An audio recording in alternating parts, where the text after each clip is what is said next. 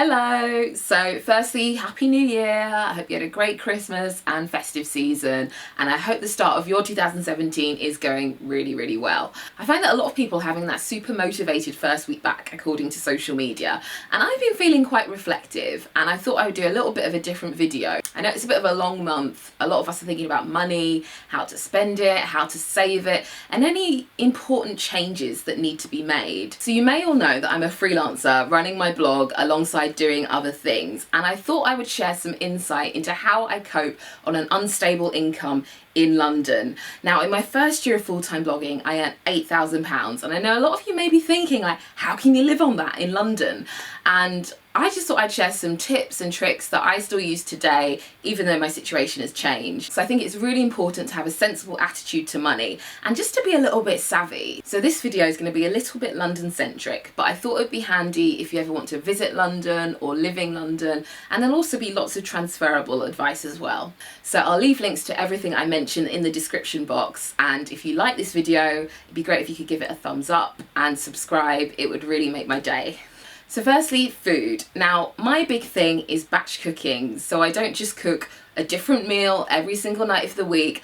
I will cook a big meal and I will eat it for 2 to 4 days, or I may eat it for a couple of days, freeze it, move on to the next meal. So I actually started doing this by accident at uni. So I was used to cooking my family meals, so that's meals for 4 or 5 people. And then when I went to uni, I just cooked the same amount of food, but then just thought, I'm just gonna keep eating this for the whole week. And it means I don't have to cook every day. I rarely buy ready meals or takeaways, and I just prefer spending a little bit more time cooking and making something I really love, so I don't actually mind eating it for a few days. Now, this may take a bit of getting used to, but with a bit of preparation, you'll know exactly what's going into your food, you'll save a bit of time and save some money in the process. So I tend to do a lot of my research on Pinterest. So I'll take an ingredient that I like, type it in, and just search for the most exciting but straightforward looking recipe. I built up a list of a few favourites. There's soy garlic salmon, Middle Eastern lamb, mushroom risotto, lasagna, chicken and rice and peas. Before I do my food shopping, I tend to think of 3 meals I'd like to have for the week, and I'll just list out the appropriate ingredients. And if I'm buying, ginger, like fresh ingredients for a particular recipe, I'll try and find other recipes that will also use those ingredients. So it just means I'm not wasting food. If you are a meat eater, one thing I found is that buying a whole roast chicken is actually better than just maybe buying a few chicken breasts. So you can have your roast for a few nights, you can, cut the meat off, make a stir fry for another couple of nights, and then you can boil up the bones and the rest of the meat and make a really nice soup. And there's plenty of really good recipes on Pinterest. So this is a cheeky thing you can do, but there are a lot of food related services out there which will have an opening offer, and if they sign you up to a subscription, you then are able to cancel it. One way I've discovered some great new recipes is by trying boxes such as HelloFresh and Gusto. So you'll pick a few different meals, they will send you everything you need in a box, so there's no excuse for running out of anything or not having a certain ingredient. And I found it was just a really great way to try new cuisines. It really broke the recipes down. I thought, if I just buy this in the future, I can make this again. The opening offer was good, but I just found that it wouldn't be feasible for me in the long run as a single woman. You may try it and find that it works out a bit more cost effective because you're always eating out and buying ready meals, or you may try it and think, it's not for me. Either way, you've got the discount and hopefully discovered a new recipe that you can use again. There are also shopping delivery services which have some good opening offers. So I think there's Field and Flour, there's also Farm Drop, and one called Hubbub. So I'm going to leave any useful discount codes below, but just make sure you read the terms and conditions really carefully. Put notes in your calendar if you have to. Like, I've got one that's like, cancel this, cancel that, cancel everything. Even after doing all of that food shopping and recipe planning, you may still want to treat yourself to a meal out. So one thing I found particularly useful, especially in London, is soft launches. So when a new restaurant opens or a new branch of a certain chain opens, they'll quite often do 50% off food. So it may be within certain times of the day, it could be for an entire week. but it's just such a great way to try, you know, the latest cuisine. So there are some key people to follow if you want to find out about any soft launches or opening offers. London on the Inside is a really great resource, and they post everything to Twitter, so it's just well worth checking to see if there are any discounts there. There's also Time Out, Londonist, and key foodie Instagrammers such as Clerkenwell Boy, and sometimes I'm scrolling through my Instagram and I'm like, oh my god, 50% off, I'm gonna go. So it may also be worth signing up to newsletters from your favourite restaurants. So I'm signed up to the Meat Liquor newsletter, which is a really great burger restaurant in London. I think they've got locations in Leeds, Bristol, Brighton, and they're actually doing 50% off food tomorrow. So that's the 9th of January. So it's well worth bearing in mind if you're going to meet up with a friend, you know, just say, I know somewhere we can get a cheaper burger. So let's talk about the gym. So there's no need to pay for a membership that's practically like paying rent. There are so many activewear brands that actually offer free classes in their stores. Sweaty Betty is one of them. I think they've got yoga, Pilates, ballet. It does seem to vary from branch to branch.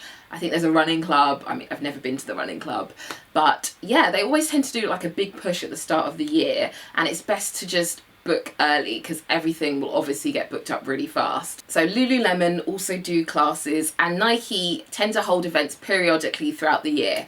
But I just found it was a great way to try new forms of exercise without having to really commit. And I think I tried a burpee for the first time at a Nike training club class. I didn't know what a burpee was, and I soon learned, and I was like, oh my god. But then eventually I was like, you know, I can do this, I'm improving, and it was just a great way to challenge myself. So when it comes to all of these different fitness activities, it's best to just sign up to newsletters, you know, create a new email address if you have to with all your vouchers and your discounts. Like, I won't judge you. If you're not near any of these stores, then a lot of these places offer videos online, so you can try and work out at home. So let's talk about travel. Now, London is one of the most expensive cities for travel, and I feel like you need a degree just to understand the fares and the zones and everything. Like, it's just overcomplicated. The main thing with travel is to just keep constantly reviewing your situation. If you're using a contactless card a lot, like if you're using it every day, then it may actually be better to get a travel card. If you live in zone 3 but you can actually get a bus into zone 2, it might be worth buying the travel card for zone 2 and saving a little bit of money. I think an important thing to be aware of is fare caps. So there's a daily cap, so if you're taking a lot of journeys, it will cap at a certain rate. There's also a weekly cap, but only on a contactless card. So if you start using the card on a Monday and you're using it a lot, you will be capped on Sunday at the weekly travel card fare. However, if you start travelling on a Tuesday, it will not cap. It only caps Monday to Sunday. So it may be better to buy a travel card if you're not starting your travel on a Monday. So just go on the website, keep reading it through. I know it's confusing, but you know, it's worth just looking into these things so you're not overpaying for travel. If you have a young person's rail card, sorry, I'm just mourning my young person's rail card. But if you have a young person's rail card, you can actually add that onto your Oyster for cheaper fares. Even if you're down in London occasionally, it's just worth making a note of that and saving a bit more money. So let's talk about Uber. Now, everyone's getting Uber everywhere, and I just think, you know, it can be good, you know, if you're in a sticky situation, you're late at night, you need to get home. But it's also important not to rely on it too much and to also look into other options. So if you do need to get a taxi, you know, maybe one of the other apps might be useful. One app I tend to use a lot is Cabby, so mainly for airport journeys, and it can be a lot cheaper. So I think the journey from my house to Gatwick is £120 on Uber, but it's about 60 something pounds on Cabby, and they offer you points as well. Addison Lee often have offers, and I think the thing to remember is to just not go for the obvious app all the time. Shop around and, you know, get the tube as well, it's cheaper. So one of my favourite resources is Money Saving Expert, and it's always got voucher codes, you know, guides to the best credit cards, bank accounts, everything. I've got a few loyalty cards, obviously, on the go. So I've got Boots, Tesco, Holland & Barrett, trying to think of other ones. I think M&S has one, Waitrose has one for the free coffee. That's quite useful. So I also have a credit card that will allow me to gain points when I'm shopping, and I can exchange them for vouchers. But again, I would look on Money Saving Expert, look at your own situation as well, find the card that's best for you. There might be a different kind of cashback card. I think it's just well worth being aware. If you're spending money on food shopping, certain bills all the time, you could potentially be spending that on a certain card and then getting cash back at the end of the year.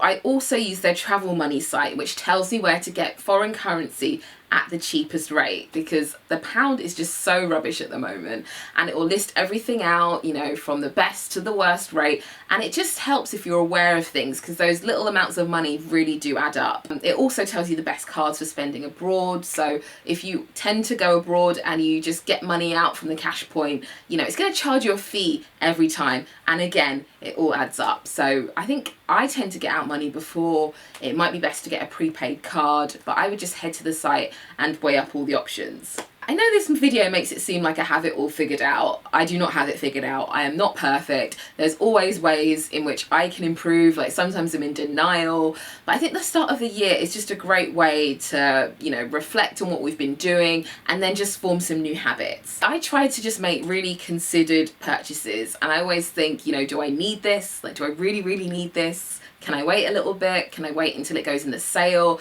Is it going to go on 3 for 2? I think it's important to think of yourself as a business, even if you're not a freelancer, and just be aware of what's coming in and what's going out. My housemate always jokes that I have a voucher for everything, and it's kind of true, not gonna lie. I will leave any relevant blog posts, websites, discount codes in the description box, and let me know if you try any of them out. Again, read the terms and conditions. I don't want you to be signing up to something for like a year. Also, let me know if you have any money saving tips, because I would love to hear them. You know I love a discount code. So I hope this video has been useful. Let me know what you think in the comments. Thank you for watching, and I will see you in my next video. Bye! Then I've got to get the rest of my Christmas presents. So yeah, busy day.